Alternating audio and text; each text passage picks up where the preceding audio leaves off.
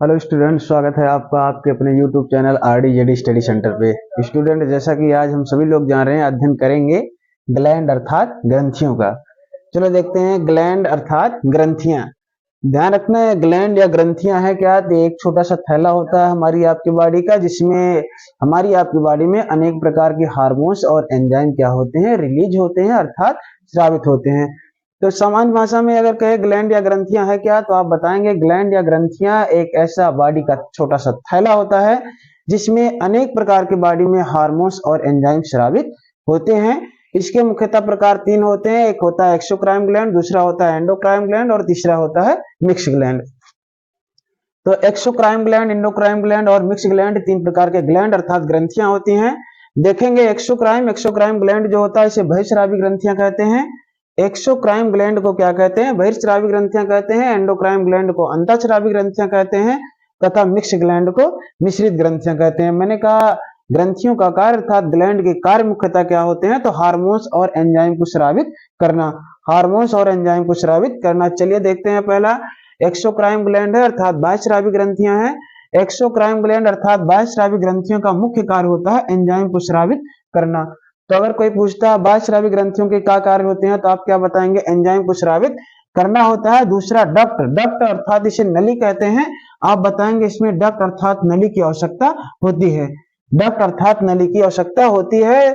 और तीसरे स्टेप में मैंने आपको बताया ब्लड के संपर्क में नहीं रहते हैं अर्थात बहिर्स्रावी ग्रंथियां स्रावित करती हैं तो एंजाइम, और इन्हें डक्ट अर्थात नली की आवश्यकता होती है जबकि ये ब्लड के संपर्क में नहीं रहते हैं। जैसे जो है लैक्राइमर ग्रंथियां मोम बनाती हैं आपके कान से, जिसे हम आप लोग फूंक कहते हैं, या फिर जो है आपके आंसू होते हैं, ये जो होते हैं ब्लड के टच में नहीं होते हैं और इनको निकलने के लिए किसकी आवश्यकता होती है, डक्ट अर्थात नली की आवश्यकता होती है। इस प्रकार से हमारी आपकी बॉडी में कई सारी प्रकार की बहिर्स्रावी ग्रंथियां पाई जाती हैं, जिसके विषय में अभी हम लोग देखने का कार्य करेंगे। पहले देख लेते हैं एंडोक्राइन ग्लैंड। एंडोक्राइन ग्लैंड अर्थात अंतःस्रावी ग्रंथियां हैं। ये अंतःस्रावी ग्रंथियां क्या रिलीज करने अर्थात छोड़ने का कार्य करती हैं, तो बताएंगे क्या, हार्मोन बताएंगे। अर्थात अंतःस्रावी ग्रंथियां क्या स्रावित करती हैं, तो हार्मोन स्रावित करते हैं। इनको डक्ट अर्थात नली की आवश्यकता नहीं होती है। अंतःस्रावी ग्रंथियां अर्थात एंडोक्राइन ग्लैंड को डक्ट अर्थात नली की आवश्यकता नहीं होती है। क्यों नहीं होती है, क्योंकि ये ब्लड के संपर्क में रहते हैं। अंतःस्रावी ग्रंथियां जो भी हार्मोन छोड़ती हैं वो ब्लड के संपर्क में होती हैं और ब्लड के संपर्क में होने की वजह से इन्हें डक्ट अर्थात नलिका की कोई आवश्यकता नहीं होती है। अगला है मिक्स ग्लैंड, और मिक्स ग्लैंड को मिश्रित ग्रंथियां कहते हैं। मिश्रित ग्रंथियां करते क्या हैं, तो एंजाइम और हार्मोन्स दोनों स्रावित करते हैं। जो एंजाइम और हार्मोन दोनों स्रावित करते हैं उन्हें मिश्रित ग्रंथियां कहते हैं। जो ओनली हार्मोन स्रावित करते हैं उसे अंतःस्रावी ग्रंथियां कहते हैं, और जो आपके एंजाइम स्रावित करते हैं उसे बाह्यस्रावी ग्रंथियों के नाम से जाना जाता है। चलिए अब हम लोग देखते हैं बाह्यस्रावी ग्रंथियां। तो ये बाह्यस्रावी ग्रंथियां अर्थात एक्सोक्राइन क्या है, इसके मुख्यतः भाग पहले जो है वो है सेरुमिन ग्लैंड। क्या है, सेरुमिन ग्लैंड है। सेरुमिन ग्लैंड पाए कहाँ जाते हैं, तो कान में पाए जाते हैं। निर्माण किसका करते हैं, तो मोम का निर्माण करते हैं। पहला आपको बताएगा बाह्यस्रावी ग्रंथियों में सेरुमिन ग्लैंड होते हैं, सेरुमिन ग्रंथियां होती हैं। ये कहाँ पे होते हैं, तो कान में होते हैं, और निर्माण किसका करते हैं, तो मोम का निर्माण करते हैं। अगला है लैक्राइमल ग्रंथियां। ये लैक्राइमल ग्रंथियां पाई कहाँ जाती हैं, तो ये आंख में पाई जाती हैं। ये निर्माण किसका करते हैं, तो आंसू का निर्माण करते हैं। तो लैक्राइमल ग्रंथियों का कार्य क्या है, तो आंसू का निर्माण करना है। दूसरा होता है पंकटम। पंकटम क्या करता है, तो आंसू को स्टोर करता है। तो ध्यान रखना है, पहला लैक्राइमल है, ये आपके नेत्र है। नेत्र में पहली ग्रंथियां मैंने कहा लैक्राइमल होती है। लैक्राइमल ग्रंथियों का कार्य क्या है, तो आंसू का निर्माण करना। दूसरा है आपका पंकटम। पंकटम ये करता क्या है, तो आंसू को स्टोर करता है। ये पंकटम आपके आंसू को स्टोर करता है, और जब ज्यादा देर तक कोई बच्चा रोता है तो ऐसी स्थितियों में पंकटम में जो आंसू स्टोर रहते हैं वो आंख से बाहर आने लगते हैं, तथा साथ में नाक के माध्यम से नाक में भी धीरे धीरे चले जाते हैं। इसीलिए मैंने अगले स्टेप में लिख दिया है नाक में भी भेजता है। अर्थात पंकटम में जब आंसू स्टोर होते हैं तो धीरे धीरे कहाँ चले जाते हैं, नाक में भी जाते हैं।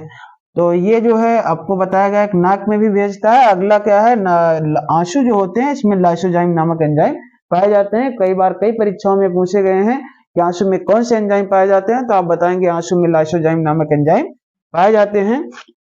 अगली ग्रंथियां मोवेनियम ग्रंथ। मोवेनियम ग्रंथ ये नेत्र के नीचे पाई जाती है और इसका मुख्यतः कार्य होता है क्या, तो कीचड़ का निर्माण। होता क्या है कि मोवेनियम ग्रंथियां जो होती हैं तैलीय पदार्थों का निर्माण करती हैं और दिन में आंख में जितने भी धूल मिट्टी कण पड़े रहते हैं वो रात में कीचड़ का रूप लेकर के एक किनारे जम जाते हैं, जिसे हम आप लोग सुबह साफ करते हुए निकाल देते हैं। अगली ग्रंथियां देखेंगे तो अगली ग्रंथियां स्वेट ग्लैंड हैं, अर्थात श्वेत ग्रंथियां हैं और श्वेत ग्रंथियों का मुख्य कार्य क्या है तो पसीना का निर्माण करना। तो श्वेत ग्रंथियां या श्वेत ग्लैंड कार्य क्या है तो पसीने का निर्माण है। अगला आपका सेबेकस ग्रंथियां है, सेबेकस ग्लैंड है, तैलीय पदार्थों का निर्माण करते हैं। ये जो तैलीय पदार्थों का निर्माण करते हैं सीबम होता है और सबसे ज्यादा सक्रिय कहाँ पे होता है तो नाक पे होता है। आप जब भी रात में सोते हैं और सुबह उठ करके अपने नाक पर टच करके हाथ को देखें तो कुछ तैलीय पदार्थ लगा होता है, होता क्या है सीबम होता है। ध्यान रखना सीबम को अगर कभी समाप्त करने के लिए लोग अनेक प्रकार के तैलीय पदार्थ या जो भी क्रीम वगैरह होता है उपयोग करते हैं, जबकि ऐसा करने से यह सीबम बनना बंद नहीं होता है, सिर्फ जम जाता है बॉडी के अंदर या जो है चेहरे पे जम जाते हैं और धीरे धीरे पिंपल जैसे रूप में निकलने लगते हैं। तो सेबेकस ग्रंथियों के कार्य हैं सीबम का निर्माण करना। सबसे अधिक सक्रिय कहाँ पे होते हैं तो नाक पे होते हैं। अगली ग्रंथियां आपकी सिलेवरी ग्रंथियां हैं। सिलेवरी ग्रंथियों को लार ग्रंथियों के नाम से भी जाना जाता है। लार ग्रंथियां जो होती हैं मुख्यतः आपको पोषण में बताया जाएगा। यहाँ पे इतने ध्यान रखें कि पाचक एंजाइम का निर्माण करते हैं, जैसे वहां पे जठर रस होते हैं, पित्ताशय रस छोड़ता है, ये सारे भोजन को पाचन करने के लिए करते हैं। तो सिलेवरी ग्रंथियां लार ग्रंथियां होती हैं जो कि पाचक एंजाइम के रूप में कार्य करते हैं। अगला आपका गैस्ट्रिक ग्लैंड अर्थात जठर ग्रंथियां। जठर ग्रंथियों में पाचक एंजाइम पाए जाते हैं और मुख्यतः दो पाचक एंजाइम पाए जाते हैं, एक रेनिन होता है, दूसरा पेप्सिन होता है।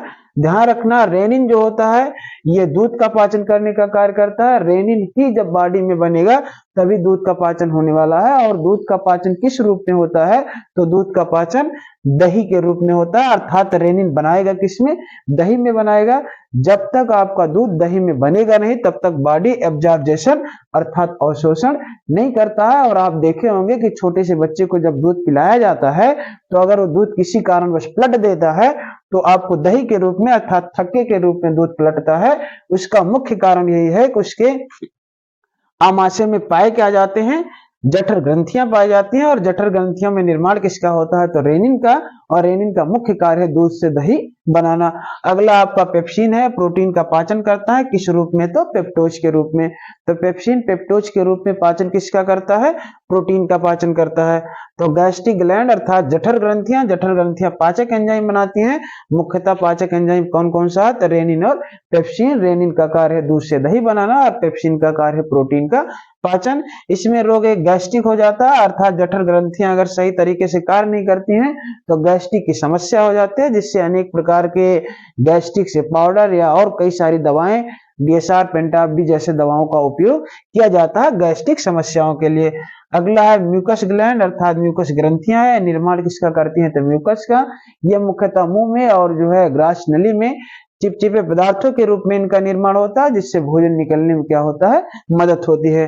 तो म्यूकस ग्रंथियां हैं, म्यूकस ग्रंथियां म्यूकस का निर्माण करती हैं, इससे भोजन क्या होता है चिपचिपा बन जाता है, जिससे जो है भोजन को निगलने में आसानी मिलती है। आज की क्लास यहीं तक होगी, शेष अगली क्लासों में आप लोग देखेंगे बहिर्स्रावी ग्रंथियों में एक बड़ा पार्ट अभी छूटा हुआ है जो लीवर है, तो हम आप लोग अगली क्लासों में अध्ययन करेंगे लीवर।